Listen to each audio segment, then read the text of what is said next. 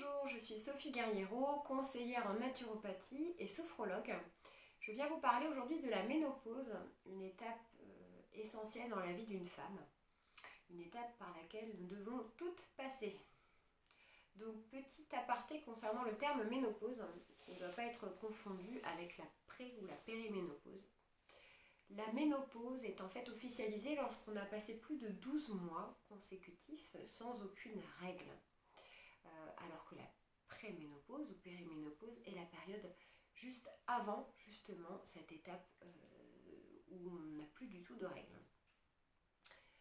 Donc généralement la ménopause intervient aux alentours de 50 ans, ce qui veut dire que la périménopause ou la préménopause, elle, intervient 5 à 7 ans avant. C'est une longue période en fait, cette période de périménopause, parce que c'est une période de transition vers l'arrêt des règles et ce nouveau corps qui va être le vôtre. Donc cette période est extrêmement longue, elle peut commencer aux alentours de 45 ans. Néanmoins, il y a aussi certaines femmes qui vont déjà ressentir certains symptômes à partir de 40 ans. Donc pour bien comprendre ce qui se passe dans l'organisme féminin, en fait, il va y avoir un changement hormonal. Vous avez effectivement une baisse des hormones féminines, des œstrogènes, qui va se faire progressivement jusqu'à arriver vraiment à cette étape clé de la ménopause où il n'y aura plus du tout de règles et plus du tout d'œstrogènes. Donc petit à petit, on va avoir une baisse d'œstrogène, ce qui va créer un déséquilibre hormonal à l'intérieur du corps. Et ce déséquilibre, c'est cela qui va créer tous les troubles que l'on connaît ou que l'on ne connaît pas. Alors de quels troubles je parle ? Il y en a vraiment beaucoup. Le premier, le plus courant généralement, sont les bouffées de chaleur. On a à peu près 80% des femmes qui vont souffrir en France de bouffées de chaleur. Alors les bouffées de chaleur peuvent arriver la nuit, parfois plusieurs fois, ce qui va aussi entraîner ensuite des gros problèmes de sommeil et de repos. Mais elles peuvent aussi intervenir en journée. Pour certaines femmes, ces bouffées de chaleur sont extrêmement handicapantes et les empêchent vraiment d'avoir une vie normale. Donc il ne faut pas minimiser en tout cas l'impact des bouffées de chaleur. C'est extrêmement lourd et handicapant au quotidien à vivre. Et à savoir bien sûr que ces symptômes vont durer pendant plusieurs années. Donc vraiment, je vous invite à prendre au sérieux ces symptômes et d'essayer de trouver des solutions le plus rapidement possible. Donc comme j'ai dit, comme on peut avoir des bouffées de chaleur la nuit, bien sûr, on va avoir des soucis de sommeil, donc des gros problèmes de fatigue. On peut également avoir, suite à ce déséquilibre hormonal, des soucis d'irritabilité, des problèmes de troubles de l'humeur qui vont être accentués si vous avez des bouffées de chaleur la nuit, bien évidemment.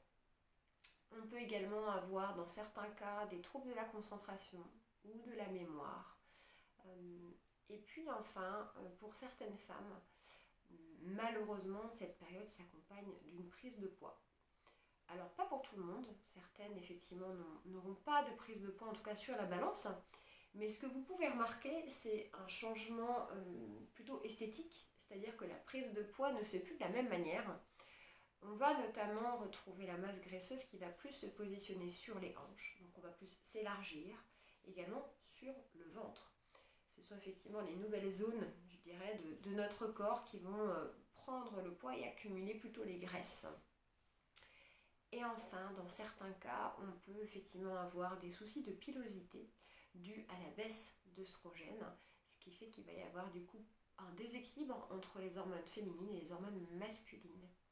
Donc, on peut avoir effectivement des soucis de pilosité. Enfin, la dernière chose importante à savoir lorsqu'on passe cette période, avec cette chute des œstrogènes, on va également avoir un squelette qui va se retrouver fragilisé. Donc il faut bien prendre en compte tous ces changements qui sont extrêmement importants dans la vie d'une femme. Et il faut essayer de changer son mode de vie, de réadapter son hygiène de vie pour pouvoir être le plus possible en équilibre, pour pouvoir accompagner ces troubles et les sentir le moins possible. On ne peut pas avoir la même alimentation toute sa vie, alors que dans cette période, on n'a pas la même répartition du poids, on n'a pas les mêmes besoins. Le corps féminin va avoir d'autres besoins dans cette période de transition. qu'il faut effectivement pouvoir soulager ses besoins pour ne pas être trop en déséquilibre. Voilà. La médecine traditionnelle n'a pas beaucoup de remèdes miracles pour cette période un petit peu difficile. Vous aurez peut-être un médecin ou un gynécologue qui pourra vous proposer un traitement hormonal. Néanmoins, vous pouvez essayer de réduire au maximum ces troubles qui sont très difficiles à vivre en adoptant une bonne hygiène et en vous faisant accompagner par un conseiller en naturopathie, puisque la naturopathie a pour but de retrouver un équilibre. Donc, un conseiller en naturopathie va pouvoir vous aider à adapter votre mode de vie à cette transition et à vos nouveaux besoins. Voilà. N'hésitez donc pas à vous renseigner, à aller voir un conseiller en naturopathie près de chez vous. Le premier rendez-vous est un bilan assez long, mais nécessaire pour bien comprendre et bien percevoir votre corps et pouvoir bien vous accompagner. Mais ça reste une méthode naturelle qui va utiliser vraiment l'idée d'un équilibre total du corps et qui va utiliser toutes les techniques naturelles à sa portée, comme les plantes, les huiles essentielles. Voilà, ce sont des méthodes beaucoup plus douces qu'un traitement hormonal. Néanmoins, les deux peuvent être tout à fait complémentaires. Voilà, j'espère en tout cas vous avoir un petit peu aidé dans toutes vos interrogations liées à la ménopause.